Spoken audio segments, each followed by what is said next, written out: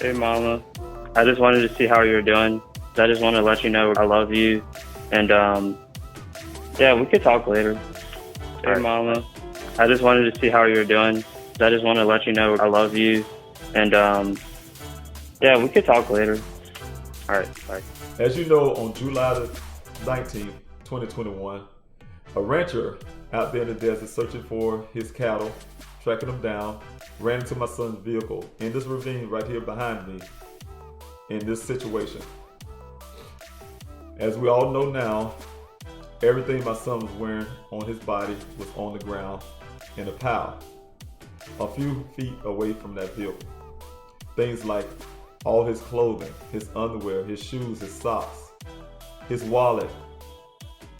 His cell phone was inside the vehicle. Those are the things that made me really push my own investigation forward.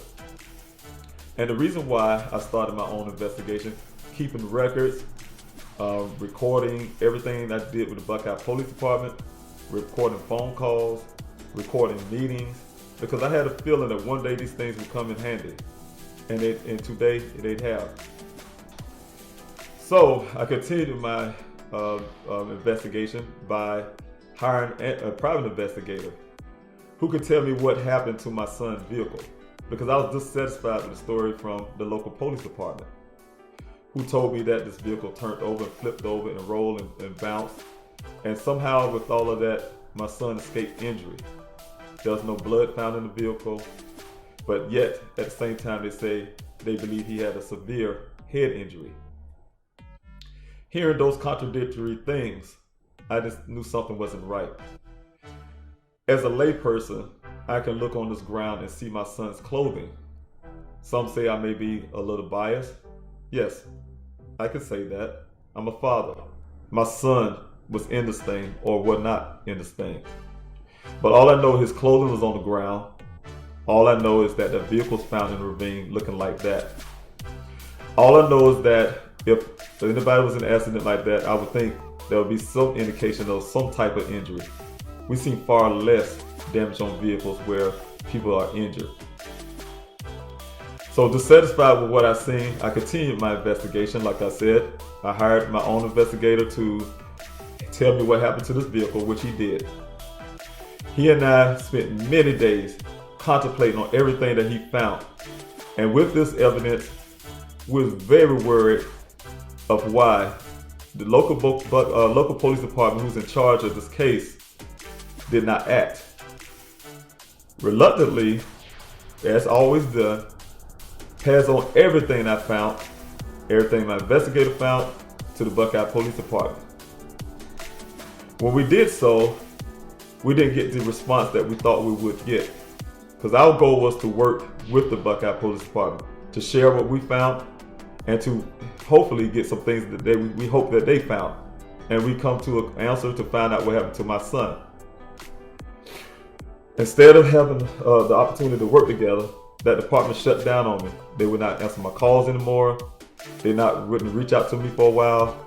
In fact, the relationship had gotten so bad that they decided to get an investigator of their own, not accepting what we found here at the scene, not accepting all the evidence that we found. Instead, they, like I said, take resources of their own to find their own investigator to back up their story that I found incredible. Because it's hard for me to believe that my son was in this vehicle damaged just like that, and nobody to this day can find him. He just simply disappeared. So like I said, I continued my own search. I focused on my own search because I knew I couldn't rely on anybody from a department, from people who were sworn to protect and serve me, my family, and everybody alike in this country. I was able to expand my search because this vehicle was found on July the 19th, like I said.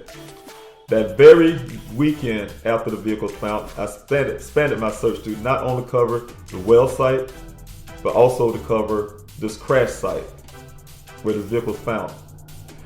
And so in my meetings, I decided to to have our searches based on a theory and also science, to where a person can walk with a possible head injury, with no clothes on his body, with that terrain, the desert heat at the time because it's in the summer, and all the conditions like the animals that's out there, the wildlife, to the Hassayampa River, the Wagner Washes, and things like that. So after we got those calculations in, we expanded our searches based on those areas where we couldn't cross, which was really hard at that time because of the water that flows through the Hassayampa River here and there. We couldn't get on the other side of that, so we had to keep our searches close to the east side of the Hassayampa River. But we was able to cover a lot of ground, putting hard, vigorous work for weeks. As you may understand, that calls a lot of resources. And every week we use a lot of resources.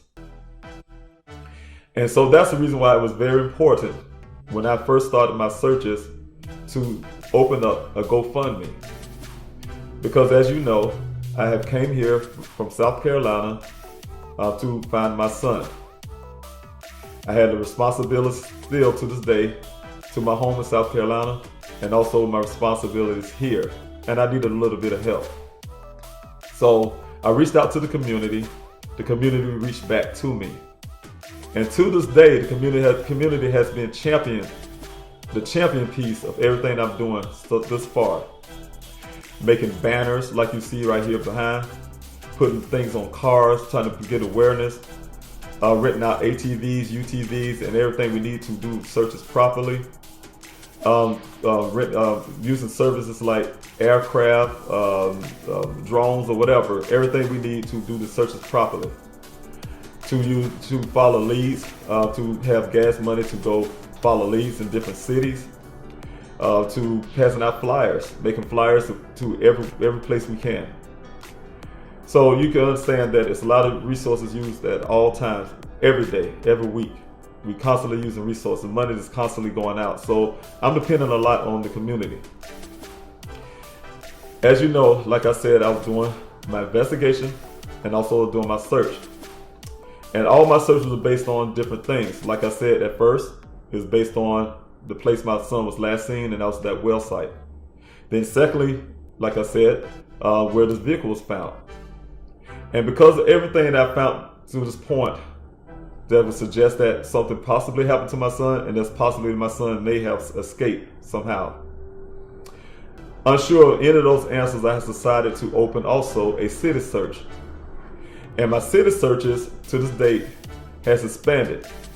It started off in Phoenix, homeless population. Now it's expanded to many cities here in Arizona, and my goal is to reach every city in Arizona, putting out word what happened to my son. That someone or somebody may have seen something, say something, and may want to come forward. I organize and I pay for this tip line for anybody to be able to give out information, whether they want to be anonymous or non-anonymous. Give out any information they can, what they think they may have seen, or anything. Give us some clue or something. I also open up a reward for anybody who can give information or give us anything that would lead to Daniel coming home to his family, one way out of the other. And so with all of this, you can imagine we're using a lot of resources and a lot of time. Well, to date, I'm coming to you again because I need some help. I need some real hard help. I have not gotten a lot from the local police department that I needed. In fact, just recently, they finally came out and did something that should have done on day one. Look down in the very well site my son was last seen. I was able to get them to they still haven't been able to get in that well that my son was last seen because they have equipment on that machine from the developers. But I'm still working on that. But they was able to put cameras down into a well that is north to where my son went missing. I was happy that they finally came out under my invitation to come out and do so. Thanks to the Buckeye Police Department for doing that. However, in my investigation, it includes getting the proper camera to go back into those same wells again. And the reason why, because when the Buckeye Police Department went in those wells, they had cameras that couldn't be submergible underwater. And I need things like that. Cameras that can be submergible underwater. As you know, that well is at least 800 feet deep, 800 feet deep before it touches the water. So I have to have cameras that can go farther than that, and which I have in mind to do so.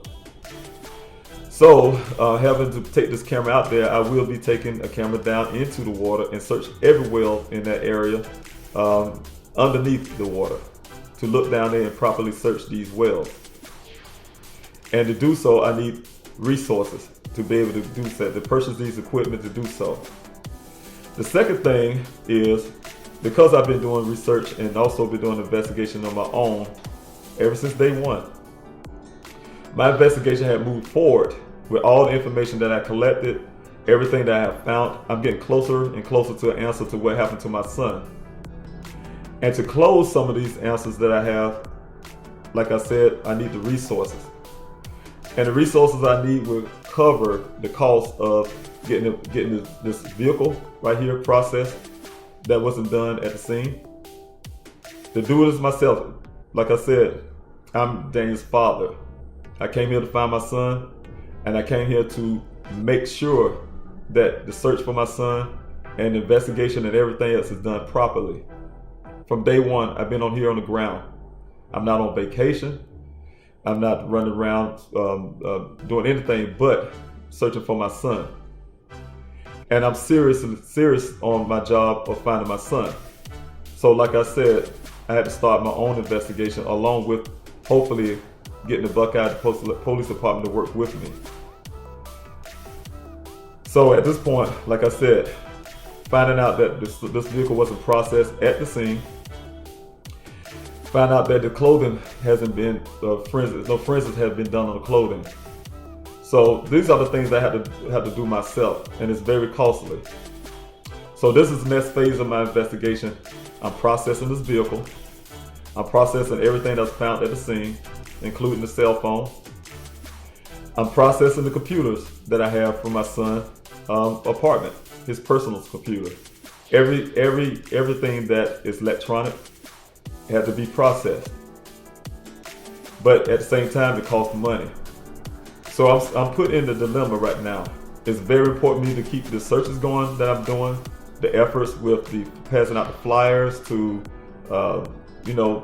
following leads, keep my tip line up, keep this whole thing running, and remain here in Arizona. And also I need to process and keep this investigation going. So like I said, I need the help. I need the money to process this vehicle, to get the forensics work done. So I'm asking you if you can, just please, if you can kind of donate to the GoFundMe or any way that you can to help me do so. Because this is the key thing that's going to get me more of the answers that I'm looking for. And to finalize what happened to my son. I'm really close and I need this thing done. The Buckeye Police Department hadn't processed the vehicle the way it needed to be processed. In fact, I have these possessions because it was marked for safekeeping for my son to return and pick his things up. Because my investigation says otherwise, that my son wasn't coming back to pick up things and he's unharmed like the Buckeye Police Department suggested to me. I have to have this thing processed. I have to have the clothes processed. And I need it done quickly. Because as you know, DNA, things like that is sensitive. And those things need to be processed as soon as possible. So I'm asking you, please, if you can help out any way you can and keep me here in Arizona and also keep my searches going, I need your help, please. Because like I said, I'm at a point now where I have to make two decisions: either suspend my searches for a while so I can get this process done, or just keep my searches going.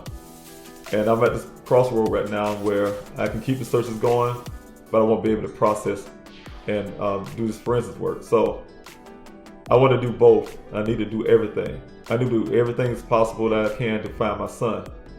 And one of those things is processing his clothing, to get the DNA test done on it, the forensics work done on it, and to continue my searches, continue getting answers, continue looking, and things like that. So to be able to do those things, I need your help. And I'm asking you again, as a community, as a people, as a nation, to help me.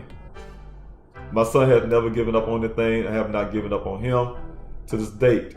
And I'm still searching. I've been here, like I said, since June the 26th, doing just that. Looking for my son, working hard every day, barely getting sleep. Just here, anything, the same thing any father and any mother would do. Be on the front line for their child. But you know what? Sometimes we need help. And I'm asking you guys for help. If you can, please help me find my son. And help me get this forensics work done on this vehicle. You look at that. That would have been the first thing I'd done. Had I been here on day one with my son been missing, had I had the proper equipment, had I had the resources like some of these departments have, or been able to reach out with people who have those type of resources, the first thing I would have done is process the scene. That's the first thing I would have done. I'm not a police officer, I'm not law enforcement, but you know what? I'm doing police work. And I've been doing police work since day one. I've been doing the work that we rely on a department to do on day one. The job that we paid them to do, you know? I have been doing that since day one. It's very hard to wear two hats, or sometimes even three, to be a father and also to be an investigator. So, and also a coordinator to a search. So, you know, it's a lot. There's a lot done. You can imagine it takes a lot of time. It takes a lot of brain power. It takes a lot of sucking up your emotions. It takes a lot to be strong. It takes a lot to be willing. And, you know, like I said, I just need your help. I need your help. And if you can, please help me. I'm trying to collect the money that I need to keep my searches going, and also to do the forensic work that need to be done on my son's vehicle, on his clothing, on his computers. Process all that. Once I get this information, I need to get it in black and white, get it on paper, and then my investigation can be coming to its completion. As to date, I found a lot of things out, very disturbing things. But you know, as you're doing the investigation, you keep a lot of things to yourself. It's very hard to play two parts of this thing. To know the things that I do know, and also to continue a search looking for your child. To keep your composure, to stay strong, and to make sure that everything is happening the way it should happen. You know, had I had the resources that I could have, when these things was turned back to me, this vehicle was turned back to me on July the 20th, the day after it was found out there. It was turned to me from the Buckeye Police Department. The fingerprinting was done under my request that the Buckeye Police Department did at the time. A few days after that, after I had a meeting with them and I demanded them to do some fingerprinting. I have yet got the answers from them on what their findings are. So I had to do those things on my own to get those answers. I have the vehicle. Also the clothing. I have never yet got anything from that department about what was found on my son's clothing, or if anything at all. And you know, and I haven't got anything that suggests if my son was even in the vehicle at all, or somebody else was driving, or anything like that. I have the airbags. I have everything I need to be processed, and I'm asking you guys to help me to do that, so we can come with these answers to find out what happened. And I can tell you, I'm doing hard work day and night. I'm not just out in the desert conducting desert searches. I'm not just out there doing city searches. I'm not just out there following leads and passing out flyers and putting out information online and doing interviews and things like that. I'm also late at night doing investigations, putting everything I know, everything I found together in files, and just understanding what happened to my son. It's hard to try to do all those things at once, but somehow God is helping me to do so. Sometimes I don't even know how I'm doing it, but you know what? I can't do it by myself. So that's the reason why you hear me say often, I thank the volunteers who come out there every week. These people are amazing. They come out there every Saturday, taking their Saturdays away, maybe from their families, from their friends, things they may want to do. They're burning their own gas money to come out there to do things like line searches that I also need very much. So if you guys can come out and help me do the line searches, because they're very important. At this point, as you know, my desert searches is not a rescue search anymore. It's a recovery. Because if my son is out there, we need to find his body. We need to find his remains. And to do so is very important. We have to change the way we design our searches. We used to utilize a lot of UTVs and ATVs, which we still do. But we also mostly need people on the ground doing line searches. So like I said, I can't do the searches without people like you who come out every week, do line searches, ride your UTVs, ATV, 4x4s out there in these areas that other vehicles can't go to. Diligent hard work. So like I said, I couldn't do this without people like you. I couldn't do my searches. I couldn't do my city searches, passing out these flyers. People who come out to get stacks of flyers and take it to their cities. I can't cover every city, but people live in every city and they come out to grab these flyers and pass it out into the cities, helping me expand my searches there. I couldn't do it without the media. Those medias from local that I started from, working hard, like people like Josh Sanders and Nicole Briggs, who at these local news stations, they helped me out at the beginning when I was pleading with the with this community to put my son's story out on the air. Those are the leaders that started this thing there to help me go get farther. And with the hard work of every night sitting out there, working the media the best way I can from social media, we finally got some attention under the tragedy of another family, but also according to my hard work that I've been putting out there about my son. And you know, it caught. And I thank God for the media that actually took my son's story. Medias like CNN to MSNBC to the Red Table Talk to Dr. Oz to, you know, you name it. I don't want to forget anybody, so I apologize if I did. ABC News, everybody who came out to help, Peacock. You know, just everybody. I just named so many networks, and that came out to finally take my son's story, which helped. Hey, Mama. I just wanted to see how you're doing. I just want to let you know I love you. And, yeah, we could talk later. Hey, Mama. I just wanted to see how you're doing. I just want to let you know I love you. And, yeah, we could talk later.